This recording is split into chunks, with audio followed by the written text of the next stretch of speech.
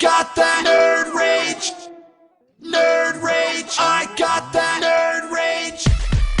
Nerd rage. Welcome to the Nerd Rage podcast. I'm Brian Berg. And I'm Ryan Anderson. And we got some news for you guys today. Yes, we do.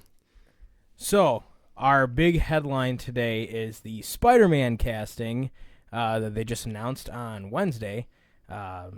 And we'll get into that. But first, we're going to get into some other stuff first. I know my good friend Ryan here is a big Green Lantern fan. And so today is Sunday, and it was either earlier today or I think it was yesterday. I think it was yesterday. Tyrese Gibson. Oh, this guy. He decided that he's kind of teasing at playing Green Lantern.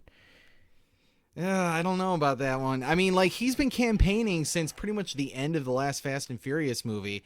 And, I mean, I don't have a problem with it. I just don't think he screams Jon Stewart to me when I see him. Like, I think of someone who's a bit more bold and stoic, like an Idris Elba, like our friend Sean was saying on our last podcast, that he would be a much better fit. And he just has more of a powerful persona to him. So I would prefer him, honestly. But your thoughts? Personally, I'm still, a big fan of the Hal Jordan, but I'm also a huge fan of Kyle Rayner. Yeah. Who I like personally. My brother is also a huge fan of Kyle Rayner. That's his favorite Green Lantern. But you like him better as like the White Lantern or as a Green Lantern?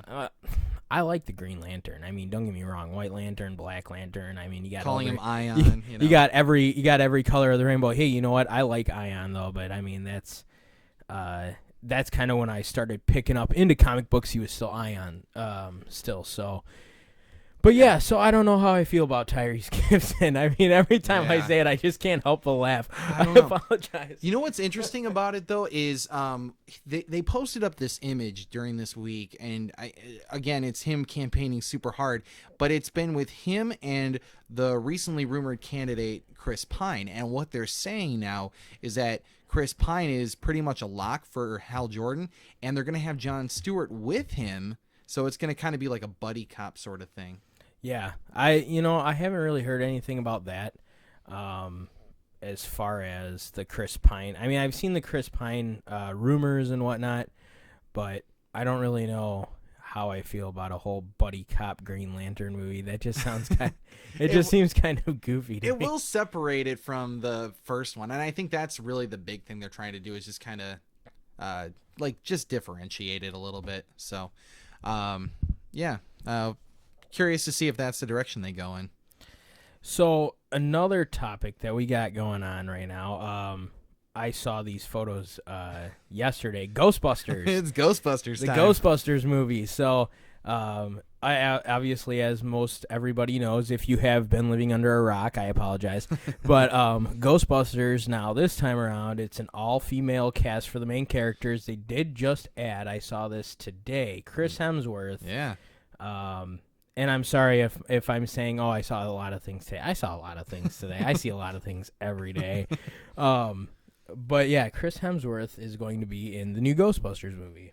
Yeah, it's kind of interesting because they got him filling this like secretarial role, which was literally the opposite in the last film, where it was Annie Potts, I think, was playing the secretary. Was her name? I don't remember off the top of my head. Yeah, I know some actresses' names from the 80s, very few.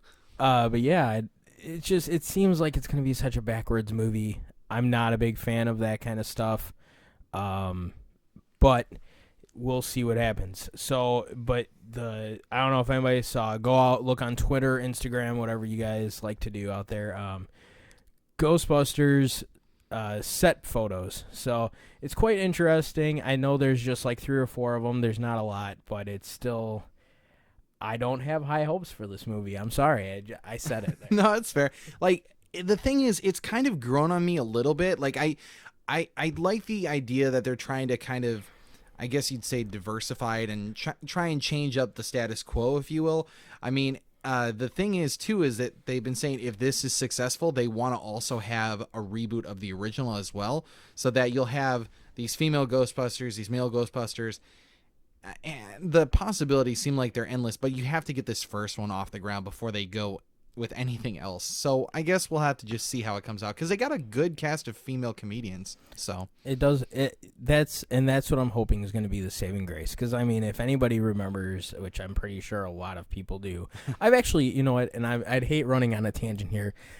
I don't like people that haven't seen a lot of 80s, 90s, like big cult films, Teenage Mutant Ninja Turtles, Ghostbusters. I'm just Teen Wolf or something. Yeah, no, I've ran into people that haven't seen some of these movies, and it's like, how have you been alive for 26 years and you haven't seen some of these movies? And I know there may be people listening, and I'm totally knocking them right now, and I do apologize. Some people go outside, Brian. Yeah, well, okay, we do too. You know, I think about some of these movies. I'm trying to think. I got in a big debacle with somebody the other day over I'm trying to remember what movie it was. It was so, and now it's so minor to me now, I just don't remember, but I was just kind of blown away that no one's ever, that some people that I've seen haven't seen some of these movies. Like The Breakfast Club or something? I've heard of some people who haven't. Yeah, it's stuff crazy. like that. Exactly, yeah. Like The Breakfast Club. I mean, don't get me wrong, I'm 28. You know, you're 27. Yes, So it's like the movies came out in the early 80s, but I mean, as we're kids, I mean, they were still huge hits. Right. So, but even going in, I don't know. I don't want to get too far off on a tangent here. It's funny though, because we'll get on a little bit of a John Hughes thing here in a little bit when we get to our big topic of the day, which is Spider-Man. Yeah. But what else is in the news today, Brian? Well, I got Gambit. Gambit has a director now for the I don't know what year. I think it's next year or the next. I think year. it is next year, actually. Or 2017. But yeah, they have a director now, Rupert Wyatt. Don't know too much about him. Planet of the Apes director. Oh yeah, that's right. Totally forgot about. I'm not a big Planet of the Apes fan. That new one was good though. I It's don't okay. know. It's okay. But yeah, it has a good following. Actually, I just read today too, as a follow-up to this whole Gambit news. He's been currently practicing his Cajun accent. He's got it near to perfection, is what one of his, I think it's his agents or something, was saying. As well as he's been practicing like flipping card tricks and things like that. So he's really passionate about this project, and I really want to see what they do with this. Like, is it going to tie into any of the other X-Men? How is it going to play a bigger picture, or is it going to be its own standalone movie? Because, I mean, we saw how X-Men Origins worked out as far as its own kind of stand-alone-ish picture. So hopefully they tie it into the bigger universe that they've already created, and I guess we'll see how it goes. Yeah, you know, and something else about that too. I mean, we have Channing Tatum play it, and Taylor Kitsch played Gambit the first time around. Poor guy. And it's not that I didn't like him as Gambit, because it wasn't too bad. I mean, but that movie was horrible, and a lot of people disagree with me, and I'm really surprised a lot of people disagree with me with how horrible X-Men Origins Wolverine was. I think most people think it's bad, but hey, you know what? And like, I'm a huge fan of the Wolverine, the one that just came out. Oh, so good. I loved that movie. And see, and like, you and I disagree on a lot of different things when it comes to comic books and all that other stuff, but we're still nerds and we still like comic books and wrestling and all that other stuff. But it's weird because there's some things that we just agree on, and it's kind of weird, and I almost feel like I should be disagreeing with you.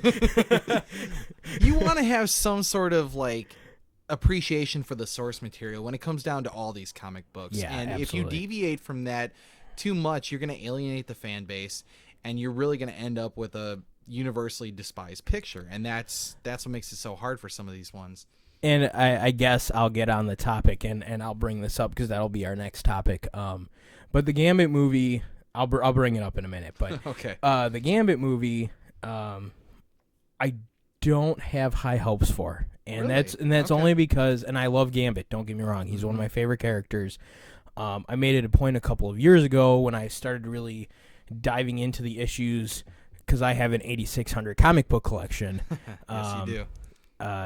I decided that, okay, now I have to start getting the more rare, more expensive books. So the first appearance of Gambit, Uncanny X-Men 266. Okay. I do believe. I apologize if I said that wrong to all of our fans out there. It's more accurate than I'd come up with. But the first appearance of Gambit in the Uncanny X-Men, not the. I believe he was in one of the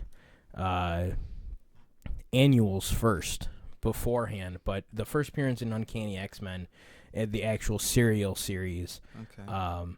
I paid I think $40 for it, and it's almost near mint. So I definitely made a profit because it's only gone up in price since then. Okay. So, but I made it a point to go out and get it. So it's hard though because you think about who Gambit has as villains.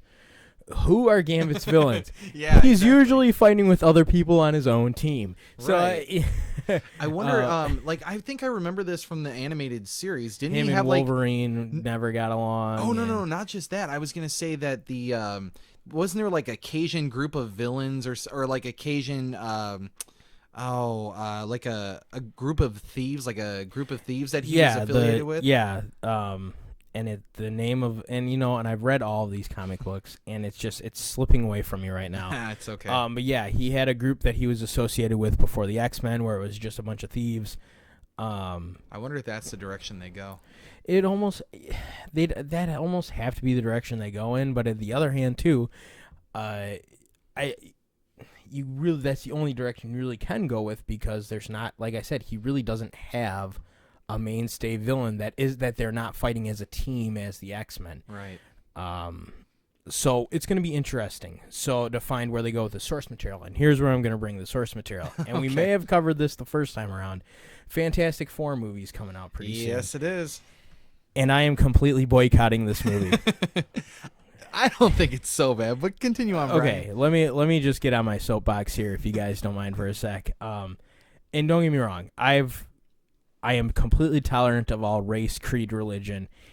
I have a real issue though with making Johnny Storm black and Sue Storm white, and I get where they're going with the direction, but and this is just my big but, to stick to the source material, they are brother and sister. They are supposed to be blood brother and sister. Correct. And I take real issue when someone deviates from the story as far as that. I mean, you can do origin stories, and you can, but for example, Iron Man. Okay, the origin story is, Tony Stark, billionaire playboy. No, but I mean, we get the origin story. It's not exactly the origin story, but you were also remembering that the origin story was from 1963. True. So it's hard to. They modernized it. Mm-hmm. Do you know what I mean? Yeah. And the real issue that I have with Fantastic Four is that they're taking the characters and separating them, what makes them who they are. Oh, okay. You're saying that modernization doesn't mean it has to necessarily be a race change every time? Exactly. Yeah. And even for I'm trying to think of another. They kind of deviated in X-Men Days of Future Past. They sent back Wolverine instead of Kitty Pryde. Okay. Yeah. But they fit it into the story so that it doesn't. They wanted to show off. They needed their star, Hugh Jackman. They had to have Wolverine do it. Absolutely. Yeah. And so that is one of the most, in my eyes, deviated away. Or when in Spider-Man 1, when they killed off Green Goblin. Green Goblin, he didn't really die, but we saw him die in the comic book, in the movie, but in the comic books, he never really dies. Yeah, he's a pretty powerful figure. Yeah. So, it's hard to watch sometimes when they deviate so far from the story. I mean, Quicksilver died in Avengers 2. Yeah, did not see that coming. I mean, I didn't see that coming. Yeah. But it went away from the story, but they left it open. You didn't. Yeah. I mean, they left it open to interpretation. Right. They're saying, and this is something else, just the rumor mill. Don't quote me on this fact. Rumor mill has it Quicksilver is not actually dead. I've heard that one too. You know what's also interesting? As far as the whole X-Men thing goes, they just announced in this past week the whole topic of the Rogue Cut that's coming out this summer. I think it comes out in a couple weeks. I'm looking forward to that one. Yes. Yeah, like 90 extra minutes. I mean, some of it I think is 90 extra. 90 extra minutes. What? I kid you not. Now some of that includes all these like bonus footage, but I think at least 30 minutes is dedicated to Rogue's on-screen time. Okay. So we'll see what it actually comes out to. But I hear that it almost, I mean, it doesn't change the ending of the film, but it changes some of the feel of what you know, if some parts felt a little out of place and you were curious about this and that, this might fill in some of the blanks. So I'm very interested to check that out. Yeah, I saw that. I didn't see all of that, but whenever I see something, I would definitely usually want to buy it right away. Right, exactly. When it comes to something like that. Yeah. That's why it's been so hard not to buy the original one, because I love that version. Like, you didn't even need Rogue for that film, in my opinion, but I'm that much more curious now that they're going to include her in. Yeah, we'll see what happens with that. And one of the big things for me, like I said, though, going back to the Fantastic Four thing, is that, like I said, and then the whole Doctor Doom thing. I don't know if anybody's heard anything about that, but it's not going to be Victor Von Doom being Doctor Doom. It's some blogger, someone kind of like you and I doing a podcast. They're calling him Victor Domashev, if I recall. I don't even know. That's the name that's floated around online. It just Victor Domashev. They're deviating so far from the story. I mean, yeah. My recommendation is I am going to pass on the movie. I will wait till it comes out, and I'll be able to rent it from Redbox or something along those lines, and then I'll make a decision from there. But I'm not going to waste $10 and be pissed off the entire movie. I could be totally wrong, and I might actually end up liking the movie. It might be really, really awesome, but I don't want to. I mean, you know, I just graduated from college, just got a new job. I'm not going to be slapping down my hard-earned money and then end up hating it. I'll wait and only spend $2. And not taking your $10 without a fight. That's exactly right. But no, as far as Fantastic Four goes, now I tend to be the more accepting one, where I at least give it the benefit of the doubt. If it sucks, it sucks. You know, like I took my girlfriend to go and see Project Almanac, and I'm sure there are very mixed opinions on that one, but I really enjoy movies that have to deal with time travel, which was one of the reasons I appreciated X-Men. But I thought that it was a good film. She was a little nervous, and then she ended up liking it after we left the film. So I feel like this one is definitely going to be that film of the year that gets a lot of mixed reviews, because there are some that are going to be like, it's not true enough to the comic books, and the others are going to be like, wow, it just took it in such a bold direction. And it comes down to seeing it, is believing if it's really worth the time. You also like to piss money away too, so yes, I do. I'm gonna see it for the $5 on Tuesdays in our town. That way, I'm not really blowing my money. You know what? There you go. I might do that with you if you want to go see it for $5. So you know what? I have to work though. So thinking about that, nah, sorry, can't do it. No midnight showings on a Tuesday night. No midnight showing on a Tuesday night. All right. Well, so another topic that I have real quick, they announced the other day Ant-Man is going to make an appearance in Civil War. Yeah, very interesting about that. The movie's coming out in about 2 weeks now, so. Yeah, we'll see what happens with that. I do believe also, Ryan, that you also had some spoilers. Yeah. That you promised some of our fans. Hey, we hit 100 Twitter followers, so I thought that it would be a good idea if I let a few people Now, hold on. It's a rumor. Yeah, we're gonna set that. We're gonna set that straight. There is. I'll let you go on about that. But, so basically, the insider scoop that we have on this is that it's been rumored that because there was some advanced some advanced showings of the film during this week, that there's going to be a mid credits and an end credits little spoiler for any of our fans who are going to see the film. So if you don't want to hear, you better turn the just volume down, or skip ahead a little bit, or just turn it off or something. So the rumors being the mid-credits scene at the end is going to be that along with a grouping of ants, you're going to see a little trickle of a spider running along, and that is supposed to have some tie into Spider-Man, who also, for those of you who are still with us in this spoiler, Spider-Man will be joining the Avengers, or I'm sorry, the Civil War film that's coming out next year. So we'll get to that in a minute. Yeah, and our end teaser, if you will, at the end credits is going to include an additional part to the film, and that addition is Falcon. He's been listed in the casting, and apparently in the middle of the film, our beloved Ant-Man is going to actually be in the process of stealing from Falcon. Now again, take this as rumor, but when he steals from him, they establish some sort of relationship. He understands that Scott Lang is now fitted with his suit and is much more of a hero. And at the end of the movie, you're going to see Captain and Falcon tied up, and they're about to call on, I believe the rumor was... You that said it's, Captain and Falcon. Yeah, Captain America and Falcon. No, you mean Hawkeye, I thought you said. No, I didn't. No, I don't think I said that. No, it's Captain America. You told me Hawkeye. Oh, I'm sorry. Well... All right, well, Captain America and Falcon are being tied up. They're tied up is somewhere, but wherever they're being tied up, they can't basically break free. And the only person they can think of at first is Thor.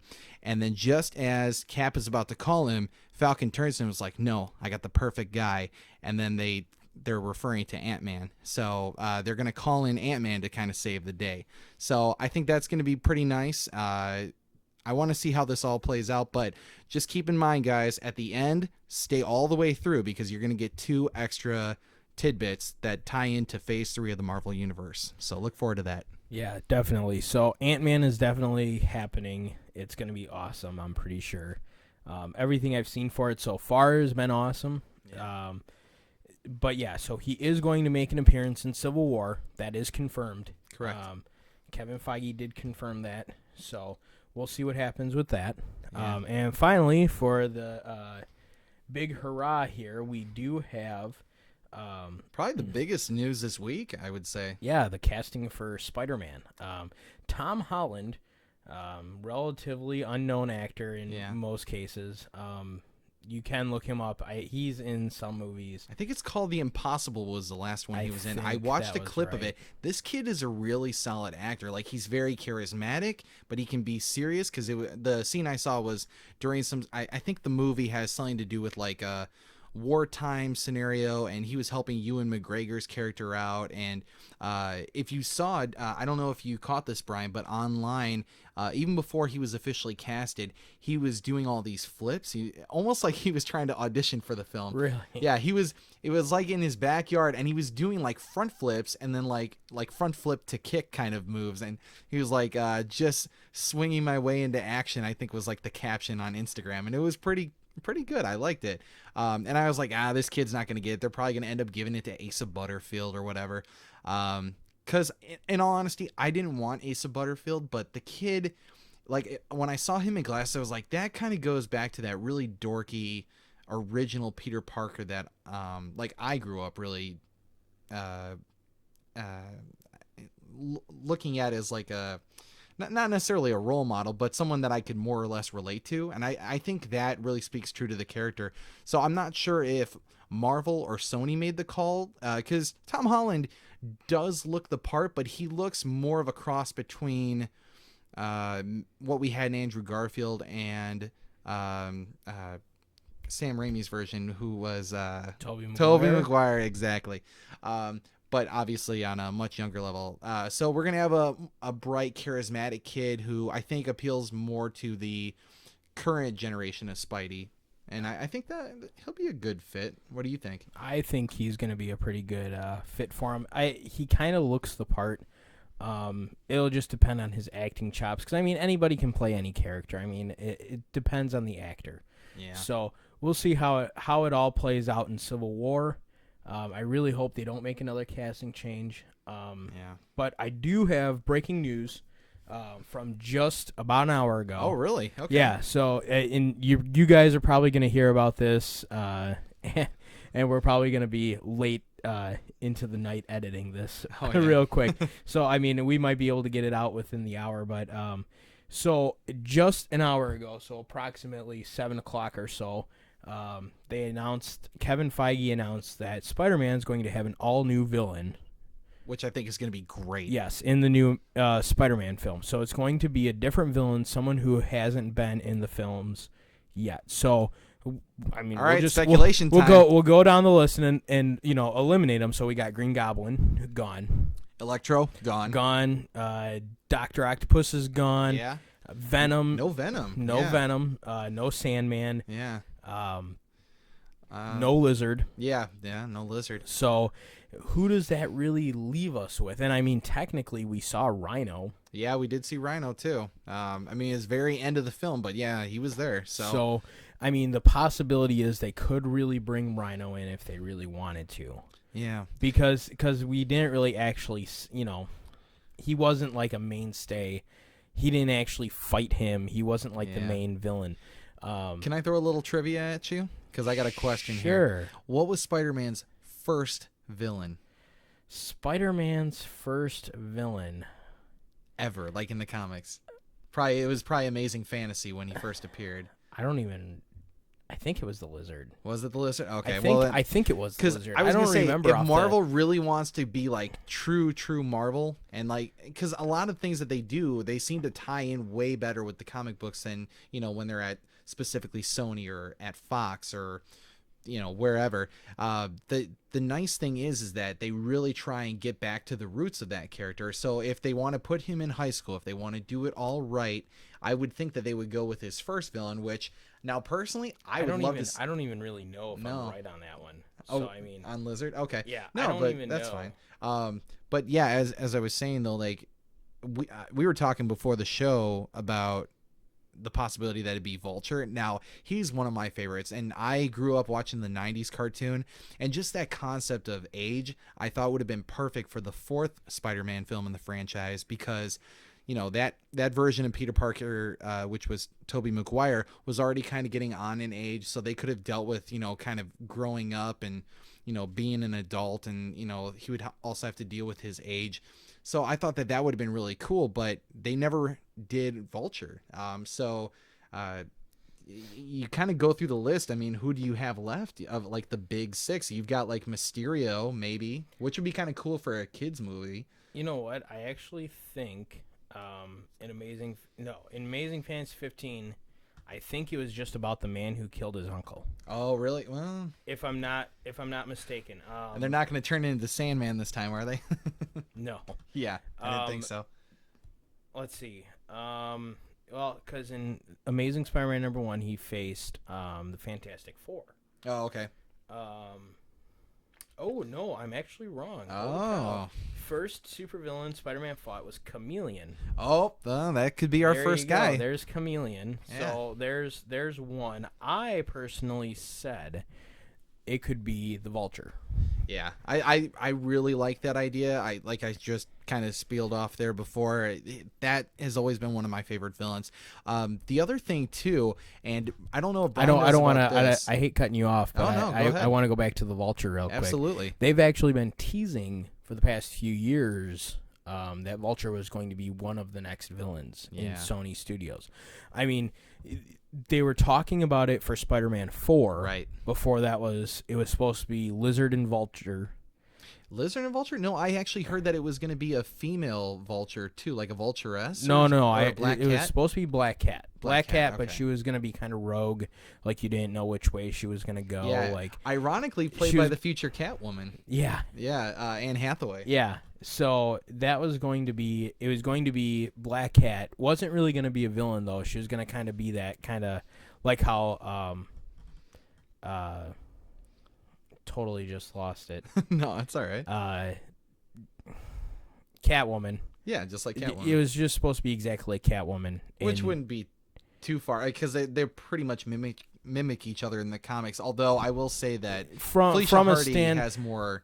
From a standpoint of abilities. Like how they of where they stand as either a villain or hero, kind of that rogue. Right. You don't really know. I mean, yes, they are very similar. Yeah. But I mean, that mysterious cat-like presence. But yeah, Felicia Per- Hardy has more like superpowers that her father gives her. I think. Not really. No, Doesn't she get enhanced strength? No, Oh. not in the original. Oh, I could see. I'm going off the and 90s see, version. And see, I could be kind of wrong on That's that, okay. but as far as I know, she doesn't have any actual superpowers. Oh, okay.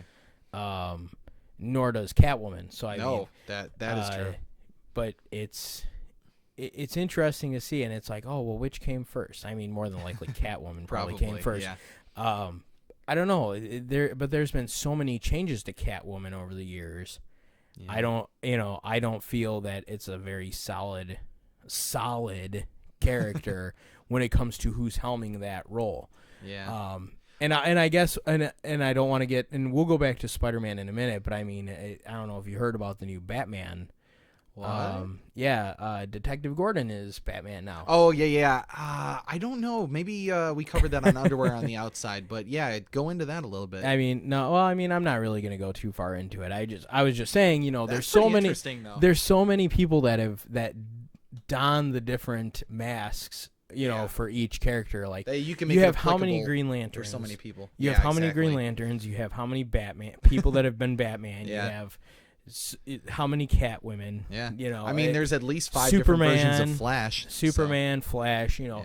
But then you look at Marvel. Well, who's who's Spider-Man? Well, immediately Peter Parker. Nobody Right. else. Sometimes someone might be like, oh, there's the Ultimate Universe of Miles Morales. Unless you get into the whole Spideyverse thing. But well, that's a different topic. Yeah, for I a know. Different day. Different time. Yep. No problem. But you have someone like Peter Parker. Okay, it's Peter Parker. Right. Well, who's Wolverine? Well, there's only one Wolverine. Yeah, for the most part. Yeah. it's Logan Howlett. I mean, Yeah. who else is really Wolverine? Sure, you had Daken, his son, who was the evil Wolverine for the Dark Avengers. X-23 is now, but Well- that's probably subject to change, and it'll probably end up going back to Wolverine. Yeah, I mean, but Cyclops. Cyclops is Cyclops. I mean, you know what I I'm mean? surprised Like, it's never changed. Like, Cyclops has always been Scott Summers. well, as far as I why know. are you surprised? I don't know. Like, like Wolverine changed a little Well, bit. no, I but mean- that's probably because he's such a strewn out character. You know what I mean? Well, they killed him off. That's Right, why exactly. X-23 is him now. So I mean, but we'll see how that goes. But okay, Captain America. Okay, yes, we've had 3 people be Captain America: Steve Rogers, Bucky Barnes, and now I can't Falcon. even think of what his real name is. Yeah, Falcon. Yeah. Sam I mean, Brown or yeah. Sam Wilson. Sam Wilson. I don't know why I just completely blanked, and I'm the Marvel guy. How the hell does that work? I'm the Marvel guy, and I totally blanked on a Marvel character. Yeah, I'm just filled with random trivia. I just happen to get it right every once in a while. So yeah, but I mean, not very often does the helm change from person to person in the Marvel comic books. That's where I was kind of going with. Right. But back to Spider-Man. Yes. So we're looking at a new villain. Let the speculation begin about who the new villain will be. Can I throw in this little tidbit? Yeah, go As ahead. of this week, it's been announced that they're trying to actually take it in the tone of a John Hughes film. This is from Kevin Feige himself. He's saying that because we've had Dark, I don't know how he characterized the original 3 films, but he said we're trying to find a way to deviate from those films and make it kind of appeal to that wholesome Peter Parker that we knew from his early days. And we want to have it like this coming of age tale almost that makes you empathize with who this character is as a person. See, but that's the way that the comic books are. Oh, no, I'm not saying it's a bad You know what thing. I mean? I'm curious how that goes. I'm not too opposed to that. I mean, you really, when you're reading a Spider-Man comic book, a lot of it is the personal emotion and the everyday struggle that Peter Parker has to go through every single day just to keep his identity secret, Agreed. just to keep, dodging villains, maintaining a school life, but yes, being a superhero. So it's that balance, and it's like, man, I can really relate to that because I'm doing all this other crap going on in my life. How do I balance it all? But then you got someone like Peter Parker, and you can relate to that character, and we were touching on that on the first episode, saying that Marvel characters are a little more relatable to, I think we mentioned that. We may not have. I thought I was going to mention we that. might have. But to me, the Marvel characters are more relatable to the common person. Superman, I hate Superman. Yeah, we've heard it so, all before. but how relatable is it for Spider-Man, Peter Parker? It's like I can relate with that character. True. So Yeah, he's kind of nerdy. Like, he has day-to-day struggles. Superman, it's harder to relate. An alien comes to Earth. Like, the thing with Superman that has always worked for him is like this feeling of isolation. But aside from that, and maybe trying to create a daily, his real life persona, like at the Daily Planet, he doesn't touch a very grounded note that people can relate to in the same sense that Spider-Man can. So I totally agree with you on that. Were you interested in finding out who the director's name is? I didn't even look at that. No, it's okay. No, the new director is going to be John Watts, and it's funny because he's just an up-and-coming indie director who has a movie coming out called Cop Car, which I guess it's supposed to be like a very kind of coming-of-age film too. The only thing that worries me about that, though, when they say coming-of-age, it sounds good from a John Hughes side, and that's what I'm looking forward to. But when I think about Webb, who directed the Amazing Spider-Man films, I came off of loving 500 Days of Summer, which was Joseph Gordon-Levitt and Zooey Deschanel, and that was a great, like, kind of indie feeling film that had a lot of character and a lot of heart. I'm just hoping now with Marvel at the reins that it's gonna focus on the true elements of Spider-Man, because I do feel like Sony, especially Avi Arad, that guy, that's the guy who boils my blood. Anything that's ever gone wrong with Spider-Man has, in my opinion, been Avi Arad's fault. But that's a topic for another time. Right. But I hope that with Marvel kind of steering the reins here a little bit, that we'll really get to who Spider-Man is and give a fresh take that won't feel like we're redoing his origin and touching on a lot of ground that we've done before. I think we'll be fine on that. Yeah. And like you said, Marvel's going to kind of be working with Sony on it, so I really think they're in very capable hands. Marvel has it's their product. So, they have a great sense of direction of where the character needs to go. So, I'm not too worried about that. You know what I think would be fun to do is just go over our top 3 or our top 5 things we don't want to see in the next Spider-Man film. All right. So, I'll do one and then you'll do one? All right, I can do that. All right, 1. No emo scene, like dancing down the street and being an idiot. Okay. Nothing super dark like The Amazing Spider-Man 1. I definitely do not want to see a character that, like Mary Jane Watson all over again. Interesting. Okay. I do not want to see Spider-Gwen involved in this film, or any variation of spider whatevers involved in this film, at least until they get a trilogy out of the way. Oh, you got me on that one. Dang it. All right, so here's I'm trying to think. Okay, I think my number 3 thing that I don't want to see in this new Spider-Man movie would be another death of Uncle Ben again. I don't know if I can handle it, only because too emotional. Yeah. No, I'm serious. Okay, let me just explain something real quick. All right, I lost my grandfather when I was 8 or 9, and to me, no, I was 8, and that's something that was very hard for me. He died of cancer.